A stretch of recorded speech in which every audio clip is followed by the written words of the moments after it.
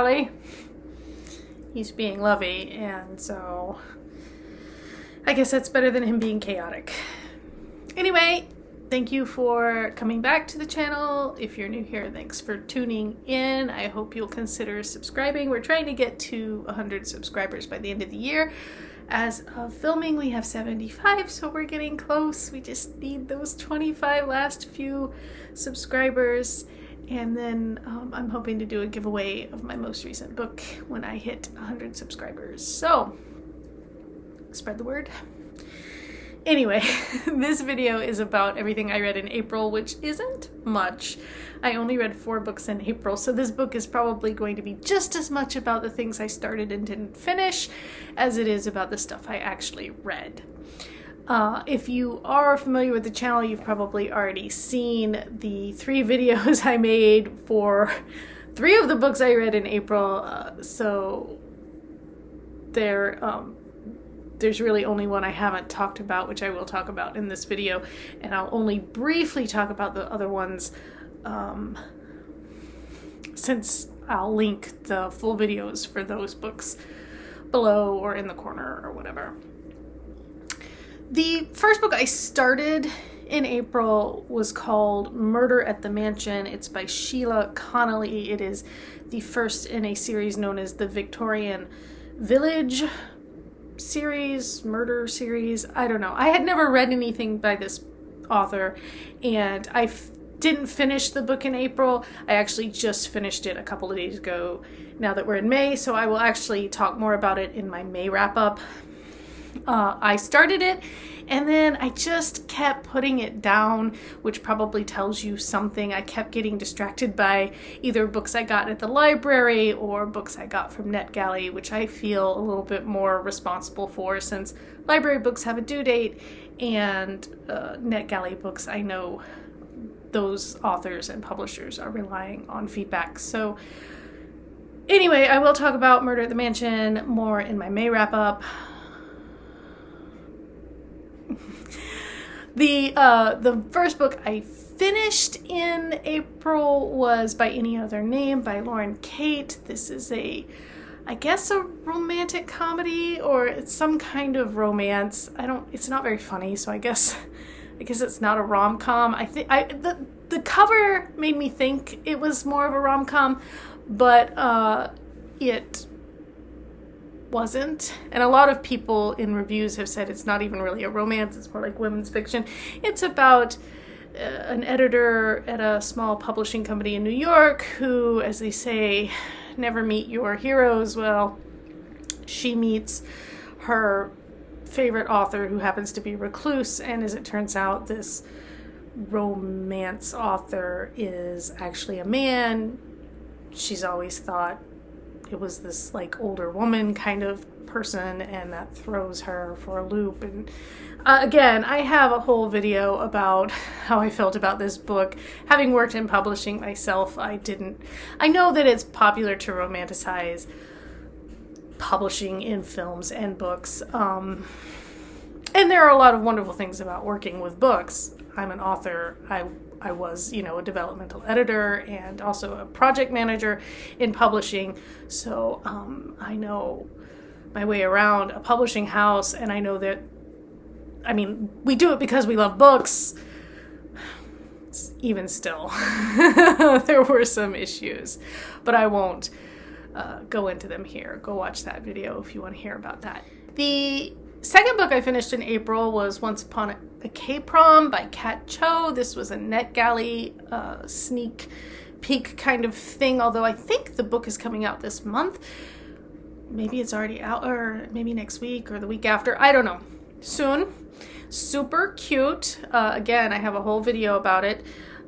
It's fanficky. It's about a high schooler whose best friend up until she was about 10 years old was this kid named Robbie, who moved away back to Korea, became a K-pop star, and has now returned to keep their childhood promise to take her to the prom. There's definitely some Not Like Other Girl kind of stuff in this, where the main character, Elena, It's funny because, sorry, I just realized that the by any other name, the main character's name is Lainey, short for Elaine, and then this is Elena, and she also is known as Lainey to friends. Anyway, it's the in name right now. I don't know.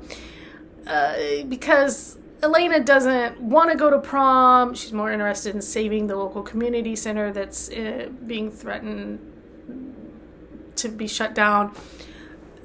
So, it's not perfect, but it was pretty much exactly what I expected from this book. It was a quick read, and I did like that Elena as a character was challenged by people around her. She wasn't always right. She was forced to realize that some of her assumptions and behaviors had actually hurt other people when she was actually thinking those people had hurt her. That it was a two-way street, and I felt like that was a little bit unique to this kind of story. So again, go watch the video about that book if you have more interest in it. But overall, I thought it was a little fanficky, but it was good. I also started in April You've Reached Sam by Dustin Thau, I think. I haven't finished it yet. I'm like 60% of the way through this book. I've heard so many wonderful things about it. I should finish it soon, and it will be part of my May wrap-up along with Murder at the Mansion. I will just say that I don't really like the main character in this book, and I also am finding the book a little boring because there's not actually a lot happening. So, I mean, it's well written, and I can see why people love kind of the depth of it, but I'm not as so far. I mean, again, there's time for this book to turn around. I'm not loving it as much as I feel like a lot of other people have. The next book I actually finished in April was Heiresses, The Lives of the $1 Million Babies by Laura Thompson. So this is a nonfiction. Looking at Heiresses, it kind of moves chronologically. The first heiress looked at is this woman back in like the 1600s in England, and basically how women were often, if they happened to have money, if they happened to be heiresses, were often used as pawns by powerful men who needed money infused into their estates, or that kind of thing. If the woman had land, so it was a good book. It was very interesting. It definitely had like an interesting feminist angle on how some of these women, had these terrible lives because of being heiresses, and that made them desirable to men who didn't love them for themselves, loved them for their money or what they could do for them. But in some ways, some of these women used that power, to advance feminism, and so it was interesting in that way. And I think it started out more strongly somewhere in the middle. So the book does best when it's focusing on one story at a time, but in some of the chapters, it kind of combines several stories at once, and it gets a little muddy. It gets a little bit harder to keep track of who's who when it's talking about several different heiresses in the same era who all went to England from America. Like they were rich from America, and they went to England to become duchesses or whatever. And at that point, it loses some cohesion. I found myself getting muddled who was who and who was married to who, and all those stories were kind of the same. So I think it would have benefited from just focusing on one or two of those stories concretely. But overall, it was a good book. I gave it like 3.2 stars. It was interesting. And again, like it kind of, if you like history, if you like powerful, wealthy women, if you like something that's a little bit gossipy, without being, completely tabloid, it's got some underpinnings to it, then it was a good book. Just hope. The last book I actually finished in April was another NetGalley book called Over My Dead Body. by Greg Melville. It's a historical kind of survey of American cemeteries and kind of how cemeteries tell us American history, and also how different cemeteries over time, like the way that they're developed has changed over time to reflect different values and aesthetic preferences. So it was my first 5-star read of the year. Like, I was completely engrossed with the understanding that it is a very niche topic. You have to be interested in history and cemeteries, I guess, which I am. Again, he's biting me. I have a whole video about it, and I will link down below. But it was, for me, a really, really good book. It's not out until October, so, look for it. But if you like Ask a Mortician, if you like channels like Faces of the Forgotten, where they walk through cemeteries, anything like that, where,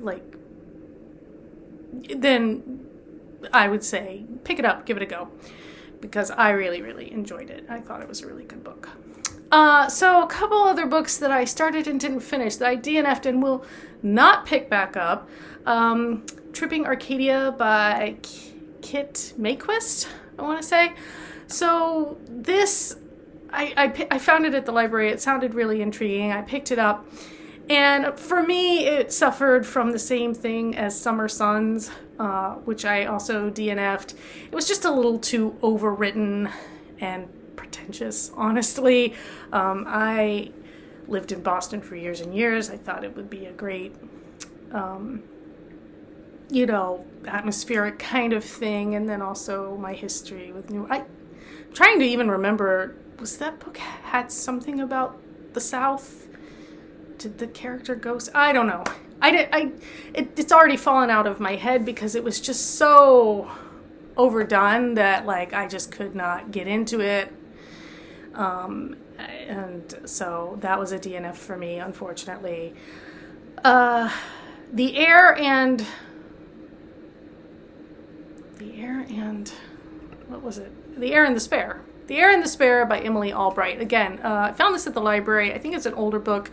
I got 2 chapters in. It's about a girl named Evangeline Evie. Her mom died when she was young, but she gets on the regular these letters her mom wrote and left to be delivered to her, at important times in her life, I guess. And so Evie she's gotten into Cambridge, I want to say. I think it was Cambridge. I don't think it was Oxford. I think it was Cambridge. And she's going to start college there, and immediately, the girl down the hall with the long blonde hair, who clearly is this British upper crust, rides horses type, is oh, you must meet all our friends and become immediately a part of our friend group. And Evie's just immediately accepted and immediately notices the hot guy who, I think is very much supposed to be a Prince Harry kind of stand-in-esque character. Anyway, it was poorly written. The characters, there was just no tension at all, even though, we were supposed to be oh, her mom wanted her to go to Cambridge because her mom went to Cambridge too and follow in the footsteps, and she really doesn't know a whole lot about her mom except her mom was British. And the front cover kind of gave it away because it said she's secretly royal, he's secretly loyal. So I'm well, I'm guessing the mom was somehow related to the royal family. But I did not care enough to keep reading. It was so poorly done, in my opinion. Again, these are all opinions. You may read something like that and love it. That I stopped after 2 or 3 chapters and sent it back to the library. And finally, a book I started, and I do actually want to read, but I started The Demon Haunted World by Carl Sagan. I've wanted to read this book for years. It's been on my TBR, and I finally picked it up at the library. And I got like 100 pages in. It's great. Carl Sagan was a well-known scientist. I worked for Linda Obst, who produced the movie Contact, and that was one of his fiction books, which I also really, really loved. And I had never read anything else by him. I remember him hosting Cosmos when I was a kid on PBS. But so the Demon Haunted World is about how we need better science education because people are naturally curious, and science is a great way to snag people's, minds. And instead, people are more interested in UFO theories or Atlantis or something, because the way that science is presented is not, for some reason, hooking people, whereas it's just as mystical and magical, really. So anyway, that's the premise of the book, and it's really well written. Carl Sagan was brilliant and also just a terrific writer. And I want to finish it, but it was already like a month overdue from the library, and I just couldn't hold on to it. I just need to get a copy for myself so I can finish this book, because it is one that I do want to finish. I just couldn't keep... My library doesn't have fines, but if you hold on to books past the due date, you're not allowed to check anything else out either. And so that's how they incentivize you to return your books on time. You either pay for a lost book or you turn it back in so you can get more books, which is reasonable, absolutely reasonable. And obviously, since I do frequent my library, I do want to be able to get more books. And I don't know if I could have just gone and renewed it, but it felt like heavy reading material.